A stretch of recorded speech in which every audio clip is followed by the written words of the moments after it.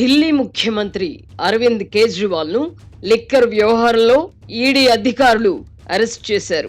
దీంతో ప్రధానమంత్రి నరేంద్ర మోదీ తలపెట్టిన రాజసూయ యాగం ముగిసినట్టేనా? ఈ ప్రశ్నకు ఇప్పుడే సమాధానం లభించదు. ఎందుకంటే కశ్మీర్ నుంచి కన్యాకుమారి వరకు కాషాయ ఏలుబడిలోకి రావాలన్న మోదీ సంకల్పం ఇంకా నెరవేరలేదు కనుక రాజసూయ యాగం సాగుతూనే ఉండవచ్చు. యూపీఏ హయాంలో అన్నా హజారేతో కలిసి అవినీతి వ్యతిరేక ఉద్యమం నడిపిన కేజ్రీవాల్ ఇప్పుడు అవే అవినీతి ఆరోపణలపై అరెస్ట్ అవ్వడం మోదీ మహిమే అని చెప్పవచ్చు. ఎవరు చేసుకున్న కర్మకు వారే బాధ్యులు అవడం అంటే ఇదే. అవినీతి వ్యతిరేక ఉద్యమంలో చేరకముందు ఇండియన్ రెవెన్యూ సర్వీస్ అధికారిగా పనిచేసిన కేజ్రీవాల్ పై సర్వీస్లో ఉన్నప్పుడు అవినీతి ఆరోపణలు లేవు. ఢిల్లీ ముఖ్యమంత్రిగా అధికారం చేపట్టిన తర్వాత కూడా ఆయనపై అవినీతి ఆరోపణలు లేవు. ఆమ్ ఆద్మీ పార్టీని ఇతర రాష్ట్రాలకు విస్తరించాలనుకున్న తర్వాతే ఆయనకు కష్టాలు మొదలయ్యాయి.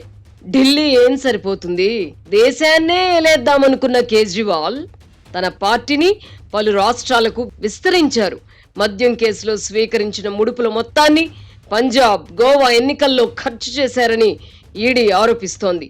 ఢిల్లీ కేంద్రంగా 2011లో అన్నా హజారేతో కలిసి చేపట్టిన అవినీతి వ్యతిరేక ఉద్యమం ఫలితంగా 2014లో యూపీఏ ప్రభుత్వం అధికారం కోల్పోయింది. అప్పటి వరకు గుజరాత్ ముఖ్యమంత్రిగా ఉన్న నరేంద్ర మోదీ జాతీయ రాజకీయాల్లోకి ప్రవేశించి అవినీతి వ్యతిరేక ఉద్యమ ఫలితాలను తనకు అనుకూలంగా మలుచుకొని ప్రధానమంత్రి అయ్యారు. అప్పట్లో తాము ఒక రాజకీయ పెనుభూతానికి ప్రాణ ప్రతిష్ఠ చేసిన విషయం కేజ్రీవాల్ గాని, కాంగ్రెస్ పార్టీతో విభేదించిన ఇతర ప్రాంతీయ పార్టీల నాయకులకు గాని తెలియదు. 2014 తర్వాత కాంగ్రెస్ పార్టీ బలహీన పడడంతో ప్రాంతీయ పార్టీల నాయకుల్లో రాజకీయ దురాశ పెరిగిపోయింది. అరవింద్ కేజ్రీవాల్ తో పాటు మమతా బెనర్జీ, నితీష్ కుమార్, శరద్ పవార్, కేసీఆర్ వంటి వారు ప్రధానమంత్రి పదవిపై కన్నేశారు. తాము సారథ్యం వహిస్తున్న ప్రాంతీయ పార్టీలను పొరుగు రాష్ట్రాలకు విస్తరించారు. ఫలితంగా ఎన్డీఏ వ్యతిరేక ఓటు చీలి ప్రధానమంత్రి నరేంద్ర మోదీ ఇంతింతై బటుడింతై అన్నట్టుగా బలపడుతూ వచ్చారు. ప్రాంతీయ పార్టీలు ఈ దేశానికే అరిష్టం అని చెబుతూ వస్తున్న ప్రధాని మోదీ ముందుగా ప్రాంతీయ పార్టీల అధినేతల బలహీనతలపై దృష్టి కేంద్రీకరించారు. ఐటీ, సిబిఐ, ఈడీ వంటి సంస్థలకు చెందిన అధికారులను కిరాయి సైనికులుగా మార్చుకొని ప్రాంతీయ పార్టీలపైకి ఉసిగొల్పారు. ఫలితంగా అనేక మంది నాయకులు కేసుల్లో ఇరుక్కున్నారు. ప్రధాని మోదీని ఎదిరించడం అసాధ్యం అని గుర్తించిన నాయకులు తమ సొంత రాష్ట్రాలకే పరిమితమై సామంతరాజులుగా మారిపోయి అధికారంలో కొనసాగగలుగుతున్నారు.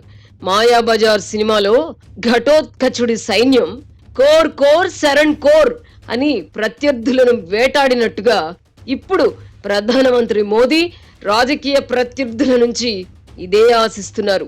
శరణు కోరిన వారు మాత్రమే రాజకీయాల్లో మనగలుగుతున్నారు. ప్రాంతీయ పార్టీల స్వయంకృత అపరాధమే ఇది. అరవింద్ కేజ్రీవాల్ ఢిల్లీకే పరిమితమై ఉన్నట్లయితే గోవా, పంజాబ్ ఎన్నికల సందర్భంగా మద్యం వ్యవహారంలో ముడుపులు తీసుకోవాల్సిన అవసరం ఉండేది కాదు. ఢిల్లీని ఏలుకోమని ప్రజలు ఆశీర్వదిస్తే దేశాన్ని ఏలుతానని బయలుదేరి ఇప్పుడు జైలుకు వెళ్లాల్సిన పరిస్థితి కొని తెచ్చుకున్నారు. ఆమ్ ఆద్మీ పోటీ చేయడం వల్ల అనేక రాష్ట్రాల్లో ప్రతిపక్ష ఓట్లు చీలి బీజేపీ లాభపడింది. ప్రతిపక్షాల అనైక్యత, రాజకీయ దురాశ వల్ల రాజకీయంగా పెనుభూతంగా మారిన ప్రధాని మోదీని ఇప్పుడు అందరూ ఏకమైనా కదిలించలేని పరిస్థితి.